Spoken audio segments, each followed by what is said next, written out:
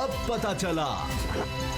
Break के बाद खुशामदी doctor Aamir Liaquat Hussain साहब भी हमारे साथ हैं। डॉक्टर साहब, चूंकि आप वजीर भी रहे हैं, मजहबी अमूर के वफाकी वजीर भी रहे हैं, तो एक मामला जो पंजाब का है वो मैं आपके सामने रख रहा हूँ। ये सूबाई वजीर हैं औकाफ और मजहबी अमूर के, तहरीक इंसाफ से इनका ताल्लुक है, सैयद सईदुल हसन साहब। हम ये डॉक्यूमेंट्स दिखा रहे हैं, उन्होंने चीफ मिनिस्टर पंजाब को ये लेटर लिखा है, खत लिखा है, और ये 12 अगस्त को वो लिख रहे हैं और काफी लंबा लेटर कह रहे हैं किस तरह से माफिया यहां पर बैठा हुआ है। उसमें जो सरगना वो बता रहे हैं, खुद वजीर बता रहा है। उसमें पहला नाम वो लिख रहा है डीजी औकाफ का, जिसका नाम है ताहिर रजा बुखारी। अब वो आगे उसमें लिख क्या रहे हैं, मैं पढ़कर सुना देता हूं आपको, और उसके बाद जाहिर है इस पर डिस्कशन कर लेंगे। ये अंग्रेजी में उन्होंने लिखा है कि this person is basically a BS 17 subject specialist of education department but a master of public relationing and gimmickry. Due to his strong links with different circles, he came to Awqaf department on deputation from the post of subject specialist for a period of 3 years, around 14 years ago, and occupied this department as his personal fiefdom, and got illegal and irregular extensions and promotions from time to time without going back to his parent department for a single day, and succeeded to get himself appointed as DGBS 20 post, 20 post, by bypassing and violating all rules and laws just on the basis of his good skills of bribing the people and silencing the opponents on basis of money, power and threats. This person is the main patron of corrupt mafia and treats the department as his personal property. He has links with banned outfits as well. His brother is on 4th scheduled list of Punjab police. He has spread a network of touts in all branches of department and receives all types of bribes, commissions, gifts and money through these touts for more than a decade. He never allowed authorities to transfer him to another place on the basis of self projection and promotion and strong links. तो doctor साहब, ये आपके वजीर अगर पंजाब का एक DG के बारे में कह रहा है कि इसका मतलब उसको कोई नहीं हिला सकता, 14 साल हो गए उसको, इतना बड़ा ये माफिया है। पहली बात तो ये उसामा भाई कि मैं आपको, चूंकि मैं वजारत मजहबी उमूर से वाबस्ता रहा हूँ, वफाकी वजीर रहा हूँ, तो मैं आपको पहली बात तो बता दूं कि डेपुटेशन पर जो लोग आए हुए होते हैं, एक तो ये कि विफाक तयन करता है सूबों में, क्योंकि औकाफ की जो जमीन होती है, औकाफ का जो महकमा है वो बराह रास्त विफाक के अंडर आता है। पहली बात तो ये। दूसरी बात ये कि इन्होंने, आपने जो इनकी तालीमी काबिलियत बताई है, जिसमें इनकी पब्लिक रिलेशनिंग भी नजर आती है, तो मस्जिद वजीर जो थी, वजीर खान जो मस्जिद थी, उसमें जो ये डांस हुआ है, जो वहां पर ये फिल्म की शूटिंग वगैरह हुई है, उसमें ये जनाब मौसूफ वजीर औकाफ, ये जो डीजी औकाफ है, ये उसमें शामिल थे। अब मसला ये हुआ कि उसमें आकर जनाब हमारे एक अदाकार ने माफी मांग ली और सबा खबर साहिबा ने भी माफी मांग ली, तो वो मामला तो खत्म हो गया। अब एक्चुअली कौम का मुतालबा ये नहीं था, तमाम मकातिब फिक्र का मुतालबा ये था, जो मैं जानता हूँ, मेरा उलमा से भी आपको पता है एक ताल्लुक, तमाम मकातिब फिक्र का मुतालबा ये था कि सबा खबर या वो जो अदाकार है उनसे ताल्लुक नहीं है, ये डीजी औकाफ को पकड़ो जिसने इजाजत दी थी। कैसे दे दी थी डीजी औकाफ? तो जाहिर है जब पब्लिक रिलेशनिंग वाले आएंगे, जब जिनका ताल्लुक ही मजहब से नहीं होगा, तो जानते ही नहीं होंगे कि औकाफ क्या है। पब्लिक रिलेशनिंग वाले तो पब्लिक रिलेशन ही करते हैं ना, तो उन्होंने इजाजत। अच्छा, बादशाही मस्जिद में जो नारायण पाक चोरी हुए तब भी यही शख्स था, और इस पर यह भी इल्जाम है कि इसने चोरी करवाया। ये आज तक मामला लटका है। उसामा साहब, ये नारायण पाक को लेके गए नैरोबी, वहां पर बक्सों से वापस आए, उसके बाद वो नहीं मिले। अब ये नहीं पता कि ये वहां पर छोड़ा है या कहाँ गए, लेकिन इल्जाम इन पे ये है कि ये उसमें इन्वॉल्व हैं, लेकिन इन्होंने इंक्वायरी को दबाया हुआ है। ठीक जी डॉक्टर साहब जी, मैं यही आपसे अर्ज करता हूँ कि ये इन्वॉल्व है, इसलिए इन्वॉल्व है क्योंकि देखिए अब वहां पर जामिया अशरफिया है लाहौर में, उधर से मुतालबा आया जामिया अशरफिया का, जामिया नईमिया से आया मुतालबा, ये भी लाहौर में मौजूद है।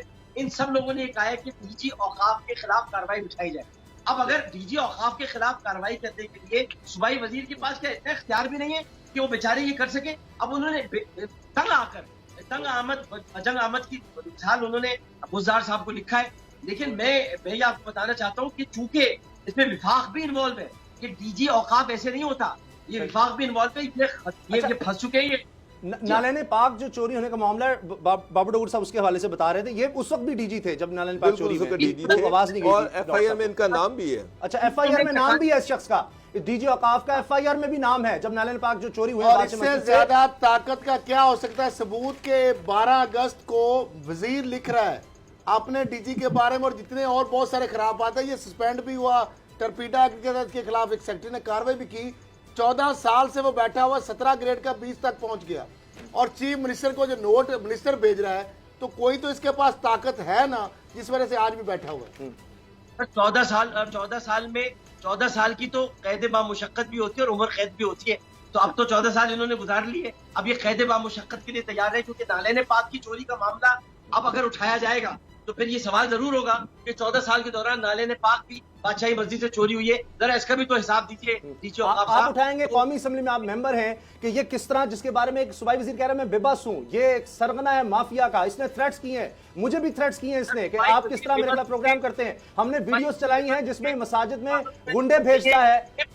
मैं डीजी औकाफ के खिलाफ तहरीक पेश करूंगा, तहरीक इस्तेकाक भी पेश करूंगा, क्योंकि इस्तेकाक मेरे इस तरह मजरूम हुआ है कि मेरे नबी की नाले पाक चोरी हो गई और हमें अब पता चल रहा है कि आप 14 साल पहले भी यहाँ मौजूद थे, और आपने इस्तेकाक हमारा यूं भी मजरूम किया है कि मस्जिद वजीर खान में आप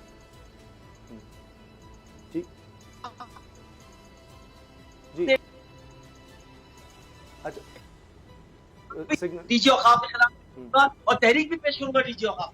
डॉक्टर साहब, कल हमने एक वीडियो भी दिखाई थी कि मस्जिद के अंदर असला बरदार भेजता है और एक और लोगों को थ्रेट करता है, जो अभी उसामा भाई मुझे बता रहे थे। इससे ज्यादा क्या है, वो कहता है जी मैं मौलवियों, उनको बदनाम कर रहा हूं, उलमा किराम को, उनको कह रहा है कि मैं मौलवियों की एस्टेब्लिशमेंट का सरगना हूं, सरबराह हूं, मैं जो चाहूं करवा सकता हूं, मैं बैनर लगवाऊंगा, मैं बाइकाट करवाऊंगा, आप मुझे जानते नहीं है। उसके भाई का वजीर लिख रहा है, 4 शेड्यूल में नाम है। तो ये फिर माफिया हो गया, ये तो फिर माफिया है, माफिया के खिलाफ इसी तरह आवाज उठेगी बस। अच्छा, और डॉक्टर साहब ये हमने वीडियो भी दिखाई कि किस तरह मुसल्ला लोगों को भेजता है और अगर इसके खिलाफ कोई बात करता है तो वहां मस्जिद कमेटी में और उनको धमकाता है और कोई इसके खिलाफ FIR भी नहीं करवा, क्योंकि इसके इतने लिंक्स है और उसके भाई का नाम 4th शेड्यूल में भी है, कल इन तंजीमों से इसके ताल्लुकात हैं और ये सूबाई वजीर कह रहे हैं, मैं नहीं कह रहा।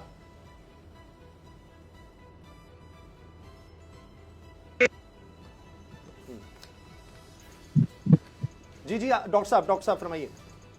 मैं कह रहा हूँ कि हम भी जरा देखते हैं कि 14 साल से किस बुनियाद पर टिके हुए हम भी कौमी असेंबली में मौजूद है, तहरीक इस्तेकाक भी पेश करेंगे, इनके खिलाफ तहरीक भी पेश करेंगे और जरा देख लेते हैं 14 साल कौन सी माफिया इनको लेकर चली है। अब तो बड़े बड़े केसेस सामने आ गए इनके, तो देख लेते हैं, मगर हमारे वजीर को भी परेशान नहीं होना चाहिए, जरा डट के रहना चाहिए वजीर जो है, वो भी परेशान ना हो। नूरुल्लाह कादरी साहब, ये डॉक्टर साहब और 2 आपको लेटर दिखा रहे हैं, इसके 2 लेटर नाजरीन को दिखा रहे हैं, दिखाएं जरा क्लोज करके जी। ये 2 लेटर दिखा रहे हैं, एक है 23 नवंबर 2019 का मिसकंडक्ट का, इसको जो जारी हुआ, दूसरा है दिसंबर 24 का 2019 का। ये इसके खिलाफ मिसकंडक्ट की जो इंक्वायरी है, जो लेटर है, वो ये मौजूद है रिकॉर्ड पे भी, दिखाएं जरा क्लोज करके जी। बिल्कुल दिखा, एक ये वाला, एक ये वाला। आप मुझे ये बताएं, आपको विवाद हम भिजवाएंगे कि ऐसा बंदा बड़े बड़े उसके ऊपर इल्जाम है, वो आज भी सीट पे बैठा हुआ और वजीर का note for chief minister. Doctor साहब जी डॉक्टर साहब करूंगा कि ये अगर लेटर आप मुझे भी भेज दें तो मैं अभी कौमी असेंबली का हमारा इजलास ऑन गोइंग है, ये जारी है, तो मैं उसी इजलास के अंदर ये लेटर्स दिखाकर कौमी असेंबली के स्पीकर से फौरन कमेटी फॉर्म करने का उनसे रिक्वेस्ट करूंगा, ताकि डीजी औकाफ को वहां पेश किया, क्योंकि विफाक बुला सकता है डीजी औकाफ को, विफाक बुला, नूरुल्लाह कादरी साहब के अंडर ये डिपार्टमेंट आता है, क्योंकि वो विफाकी वजीर मजहबी उमूर और औकाफ है, वो बुला सकते हैं, बुलाकर पेश कर सकते हैं और हम पूछेंगे कमेटी के अंदर कि नाले ने पाक चोरी हुआ, यहाँ पर असला बरदार घूमते रहे, तुमने बदमाशी की है जी। अच्छा लेकिन डॉक्टर साहब मेरा एक सवाल है, PTI की गवर्नमेंट है, PTI का एक नारा था एहतसाब होगा, करप्ट लोगों को उनके खिलाफ एक्शन होगा और PTI एहतसाब ही के नाम पर बनी, सबसे बड़ा स्लोगन ये एहतसाब था। यहाँ पर ये हालात है कि मिनिस्टर साहब खुद एक DG के सामने बेबस हुए हैं।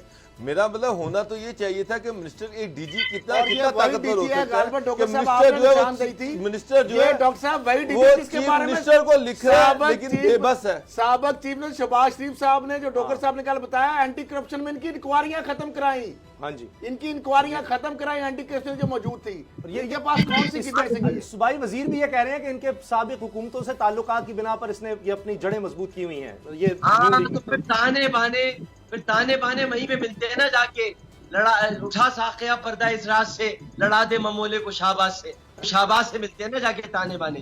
तो ठीक है, अभी कौमी असेंबली में देखते हैं सर, ये आप मुझे बस जब आपकी कोर्ट में आ गया तो बिल्कुल इंशाल्लाह आप इंसाफ होगा, आप इंसाफ होगा, हमें इंशाल्लाह होता हुआ नजर भी आएगा। फिर तो मैं आप पीछे ही पड़ जाऊंगा, मैं तो नहीं छोड़ूंगा इस तरह, क्योंकि मुझे तो एक आप लोगों ने ऐसी बात बताई है जो खुदा की कसम मेरे इल्म में नहीं थी कि इनके दौर में मेरे आका की नाले ने पाक को दबा दिया गया। FIR में नाम है, FIR में नाम है, और ये थ्रेट करता है। ये हमें भी फोन इसने करवाए हैं, मुख्तलिफ हमारी टीम को भी, कि मैं देख लूंगा, मैं मजबूत हूँ, समझाओ इसको। भाई आप मुझे लेटर जो इन्होंने लिखे कि प्लीज आप मुझे भेज दीजिए। जी नहीं, वो मैं सब आपको भेजूंगा। और डॉक्टर साहब, ये आपको भी थ्रेट करवाएगा, मैं आपको बता रहा हूँ। ये उलमा को बीच में डालता है, और इसने खुद कहा है कि मौलवियों की एस्टेब्लिशमेंट ये बदनाम कर रहा है उलमा को। मैं तो यहाँ पर, मुझे तो कोई हिम्मत नहीं करता, करा के ये मुझे भी देख ले, मैं किसी की थ्रेट में आता नहीं हूँ, करके देख ले। मैं खुद ऐसे ऐसे अमल से गुजर चुका हूँ, आप जानते हैं, मैं बोल में भी रहकर। तब आप एक थ्रेट में आते हैं, आपको पता है आप एक थ्रेट में आते हैं, वो है प्यार की थ्रेट। वो थ्रेट सिर्फ आपको जो एक थ्रेट है प्यार की, उसमें आते हैं आप, डरा के आपको पीछे हटो। आपको कोई डरा नहीं सकता, इसमें तो कोई शक नहीं है। ठीक, बहुत बहुत शुक्रिया, बहुत बहुत शुक्रिया डॉक्टर आमिर लियाकत हुसैन। बहुत बड़ा ऐलान किया, उन्होंने कहा है कि ये चीजें मुझे भेजें और मैं कौमी असम्बली में इस पर तहरीक लाऊंगा। किस तरह एक्शन जिस चीफ मिनिस्टर को नोट भेजा है उसके अपने खिलाफ खाते खोले। उस्मान बुजदार के बारे में जो अब नैब ने हो गया, इस पर हम ठेकों के बारे में तफसीलात मांग ली। जनाब ठेके कितने, 11 लाइसेंस थे, 9 लाइसेंस डीजी ने दिए, 11 थे माजी में, 2001 में गवर्नर ने लाइसेंस जारी किए। ये बड़ी लंबी चौड़ी कहानियां हैं, और ये और नैब अब खाते तो खुल रहे हैं। ये जो उस्मान बुजदार साहब का मामला शुरू हुआ था लाइसेंस से, आगे असासों का मामला, आगे पे लाइसेंस ठेकों की तफसीलात।